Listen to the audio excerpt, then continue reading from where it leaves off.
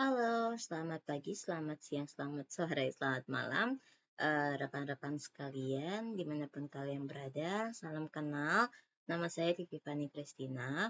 Pada kesempatan kali ini, saya membuat video untuk memenuhi tugas ujian akhir semester daripada mata kuliah Estetika Humanisme, yang dimana di dalam soal ujiannya kami diminta untuk membuat video dengan durasi 15-30 menit dengan topik-topik sebagai berikut. Ada personal studies, self-concept, vision and mission, emotional intelligence, mindfulness and focus, anger management, building networking, conflict management, leadership, psychology, humanistic, social capital and soft power, industry 4.0 and society 5.0, hard and lots. Nah, dari topik-topik ini yang saya pilih adalah topik mengenai self-concept.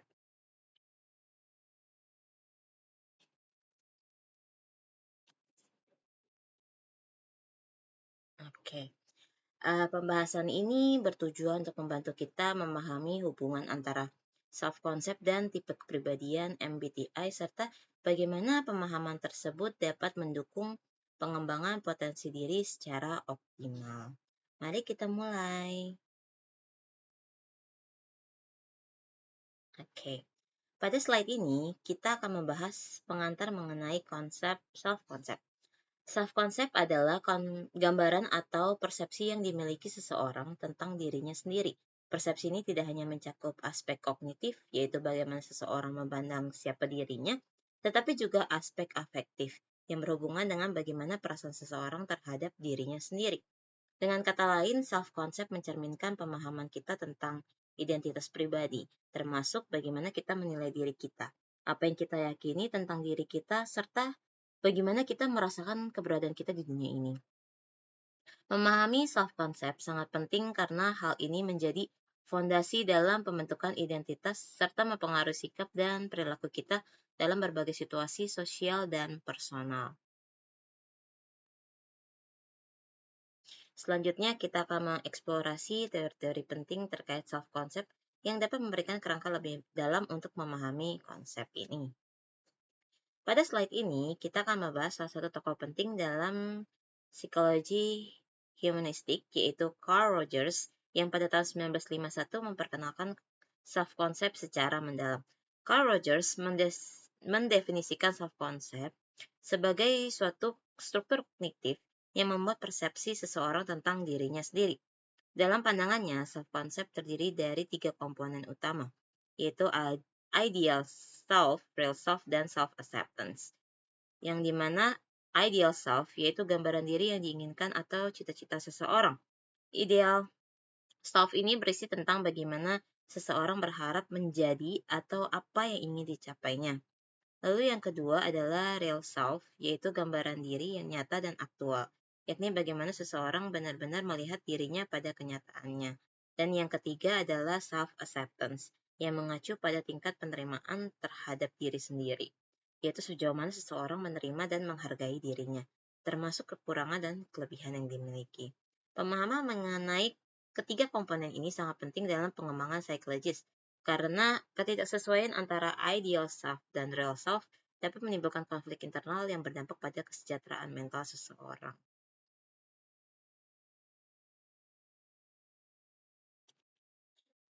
Pada slide ini, kita akan menyoroti pentingnya self-concept pada kehidupan sehari-hari. Self-concept memiliki pengaruh yang sangat signifikan terhadap perilaku, motivasi, dan interaksi sosial seseorang.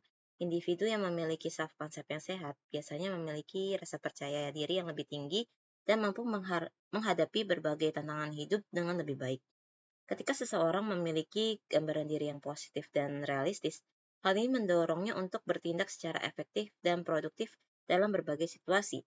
Sebaliknya, self-concept yang negatif dan tidak jelas dapat menimbulkan ketidakpastian, rasa tidak percaya diri, dan hambatan dalam hubungan sosial maupun pencapaian pribadi.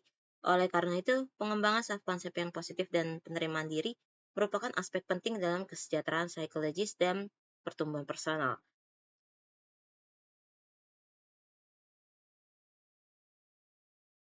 Selanjutnya kita akan membahas konsep MBTI sebagai alat untuk mengenal kepribadian yang dapat membantu memperkuat self-concept. Pada slide ini kita akan mengenal lebih jauh tentang MBTI atau Myers-Briggs Type Indicator serta 16 personalities yang menjadi fokus utama dalam pembahasan ini. MBTI adalah alat pengukuran kepribadian yang dikembangkan oleh Isabel Briggs Myers dan Karen Cook Briggs. Alat ini didasarkan pada teori kepribadian yang dikemukakan oleh Carl Jung. MBTI mengelompokkan kepribadian manusia berdasarkan 4 dimensi utama yang masing-masing terdiri dari 2 pilihan preferensi. Dimensi pertama adalah sumber energi yang terbagi menjadi extraversion, yaitu individu yang mendapatkan energi dari interaksi sosial, dan introversion yang mendapatkan energi dari refleksi diri. Ini kayaknya orang-orang sudah familiar ya dengan extraversion dan introversion, atau biasanya kita sebut dengan extrovert dan introvert kayak gitu, yang dimana extrovert biasanya dapat energi itu ya dari ngumpul atau ketemu dengan orang, berinteraksi dengan orang lain gitu. Sementara introvert itu lebih senang mengumpulkan energinya itu dengan me time, seperti mungkin dengan tidur atau menikmati aktivitas-aktivitas yang bisa dia lakukan secara personal dan lebih mandiri gitu dibanding keluar. Karena ketika introvert itu biasanya kalau misalnya berkumpul dengan banyak orang, malah energinya lebih banyak kesedot. Kayaknya dua tipe ini untuk teman-teman mungkin sudah familiar ya, gitu. Lalu ada dimensi kedua, yaitu pengumpulan informasi yang meliputi sensing, di mana seseorang lebih fokus pada fakta dan detail, serta intuisi yang lebih memperhatikan pola dan kemungkinan. Kalau intuisi ini mungkin lebih ke kayak ke feelingnya. Dimensi ketiga adalah pengambilan keputusan, terbagi menjadi thinking yang didasarkan pada logika dan objektivitas, dan feeling yang mengutamakan pertimbangan emosional dan nilai-nilai pribadi. Pemahaman terhadap keempat dimensi ini akan membantu kita mengidentifikasi tipe kepribadian yang unik dari setiap individu, sehingga kita dapat mengenali diri dan orang lain secara lebih efektif. Selanjutnya kita akan mempelajari 16 tipe kepribadian yang dihasilkan dari kombinasi-kombinasi dimensi tersebut. Pada slide ini, kita akan mempelajari sebagian dari 16 tipe kepribadian MBTI beserta nama dan ciri utama masing-masing. Yang dimana dari ke-8 tipe ini, semuanya adalah introvert ya. Startnya adalah introvert. Yang pertama adalah ISTJ, atau yang lebih dikenal dengan The Inspector. Tipe ini bertanggung jawab, terorganisir, dan praktis, dengan kecenderungan mengutamakan tradisi serta aturan yang ada. Lalu ada ISFJ, The Protector, yang peduli, setia, dan penuh perhatian. Mereka mengutamakan harmoni dalam hubungan dan memperhatikan kebutuhan orang lain. Yang ketiga adalah INFJ, The Advocate, adalah visioner dan idealis yang penuh empati. Mereka memiliki visi besar dan peduli terhadap orang lain di sekitarnya. Lalu yang keempat ada INTJ, The Architect, dikenal sebagai pribadi yang logis, strategis, dan independen. Mereka suka merencanakan masa depan dengan detail dan tujuan jelas. Lalu yang kelima ada ISTP, The Virtuoso, praktis, adaptif, dan suka tantangan. Mereka adalah problem solver yang lebih suka menggunakan pendekatan langsung. Lalu yang keenam ada ISFP, The Adventurer, yang sensitif, artistik, dan santai. Mereka menyukai kebebasan berekspresi dan menikmati saat ini. Ketujuh ada INFP, The Mediator, adalah tipe yang idealistik, kreatif, dan penuh perasaan. Mereka selalu mencari makna dan nilai dalam kehidupan. Ini adalah ketujuh tipe pertama dari 16 tipe kepribadian MBTI yang akan kita pelajari. Pada slide berikutnya, kita akan melanjutkannya dengan tipe-tipe yang lain.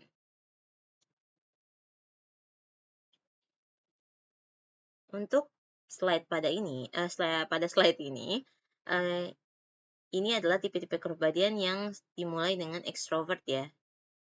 Berbeda dengan yang tadi itu kan lebih ke I ya, introvert. Yang pertama ada ESTP, yang dikenal sebagai The Entrepreneur. Tipe ini energik, spontan, dan pragmatis. Mereka senang bertindak langsung dan menghadapi tantangan dengan penuh keberanian. Lalu yang kedua ada ESFP, The Entertainer. adalah sosok yang ramah, penuh semangat, dan hidup di saat ini. Mereka menikmati interaksi sosial dan selalu membawa kegembiraan dalam pergaulan. Ketiga ada ENFP, the campaigner, optimis, antusias, dan kreatif. Mereka mudah beradaptasi dengan lingkungan baru dan memiliki energi yang tinggi dalam mengeksplorasi ide. Yang keempat ada ENTP, the debater, cerdas, argumentatif, dan inovatif. Mereka menyukai tantangan intelektual dan selalu mencari peluang untuk berdiskusi dan berdebat secara konstruktif.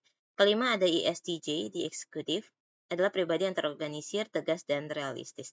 Mereka senang memimpin, mengatur, dan memastikan segala sesuatu berjalan sesuai rencana. Keenam ada ESFJ, the consul. Sosial, peduli, dan bertanggung jawab. Mereka menjaga harmoni sosial dan senantiasa memperhatikan kebutuhan orang lain. Lalu ketujuh ada INFJ, the protagonist, karismatik, inspiratif, dan peduli. Mereka memiliki kemampuan memimpin dan memotivasi orang lain dengan cara yang efektif. Dengan memahami ciri khas masing-masing tipe ini, kita dapat lebih menghargai perbedaan dan potensi yang ada dalam diri kita maupun orang lain. Selanjutnya, apa sih hubungan self-concept dengan MBTI? Oke, pertama, MBTI membantu seseorang mengenali diri secara lebih mendalam. Dengan mengetahui tipe MBTI-nya, individu dapat memahami preferensi kepribadian, gaya berpikir, dan perilaku yang menjadi ciri khasnya. Hal ini memperkuat kesadaran diri atau self-awareness, serta penerimaan diri atau self-acceptance, yang merupakan aspek utama dalam pembentukan self-concept. Kedua, berbagai penelitian seperti yang dilakukan oleh Kim dan Park pada tahun 2010 serta Choi dan Kim pada tahun 2020 menunjukkan bahwa intervensi berbasis MBTI dapat meningkatkan self-esteem dan kualitas hubungan interpersonal. Individu yang memahami keunikan tipenya cenderung lebih menerima dirinya sendiri dan memiliki harga diri yang lebih tinggi. Ketiga, MBTI juga digunakan sebagai alat dalam konseling, pengembangan karir, dan pelatihan organisasi.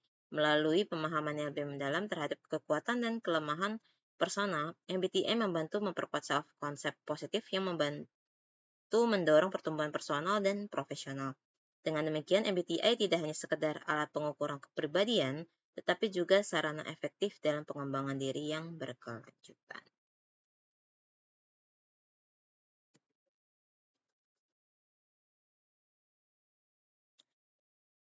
Lalu, kita akan membahas implementasi praktis MBTI dalam kehidupan sehari-hari dan berbagai bidang pengembangan manusia. Yang pertama, dalam bidang pendidikan, MBTI membantu siswa memahami gaya belajar dan cara komunikasi diri yang sesuai dengan tipe kepribadian mereka. Hal ini memungkinkan pendekatan pembelajaran yang lebih efektif dan personal. Lalu yang kedua ada konseling karir. MBTI digunakan untuk memetakan kecocokan karir sesuai dengan tipe kepribadian seseorang.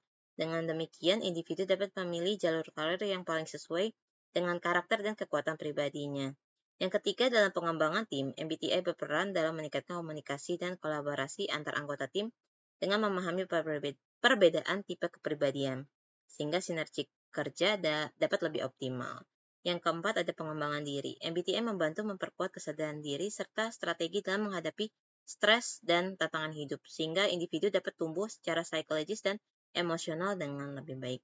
Implementasi MBTI yang luas ini membuktikan bahwa pemahaman tipe kepribadian tidak hanya bersifat teoritis, tetapi sangat aplikatif dalam meningkatkan kualitas hidup dan hubungan antar manusia.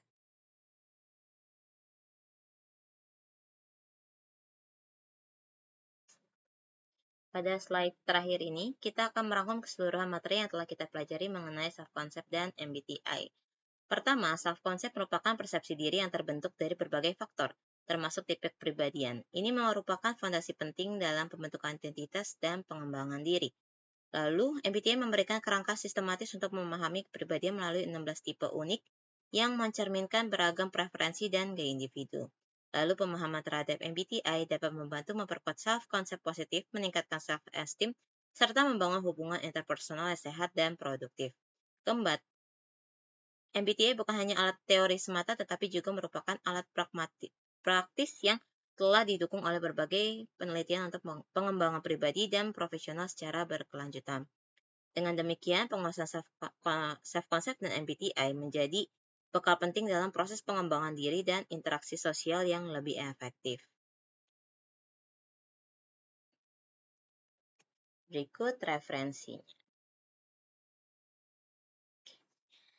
Terima kasih atas perhatian teman-teman. Semoga materi ini bermanfaat dan dapat diaplikasikan dalam kehidupan sehari-hari ya. Sebelum saya mengakhirinya, saya mau kasih tahu juga nih teman-teman, gimana sih caranya kalau misalnya kita mau cari tahu kita tuh MBTI-nya apa gitu. Teman-teman bisa aja langsung ke websitenya, yaitu di 16personalities.com. Di sini nih. Lalu Anda bisa pilih ke tes kepribadian. Nah, nanti sini akan ada beberapa pertanyaan yang teman-teman mungkin bisa jawab.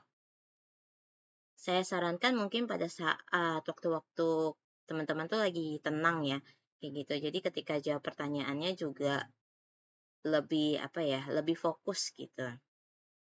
Nanti setelah teman-teman jawab beberapa pertanyaan yang ada di dalam website ini, nanti kalian akan dapat hasil.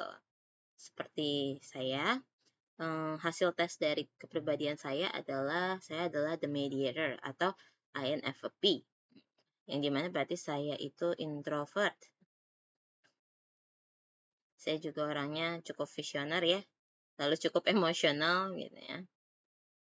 Dan saya ini lebih improvisasi itu lebih ke dibanding sebagai pribadi yang planner atau punya rencana, saya lebih ke arah orang yang spontan gitu.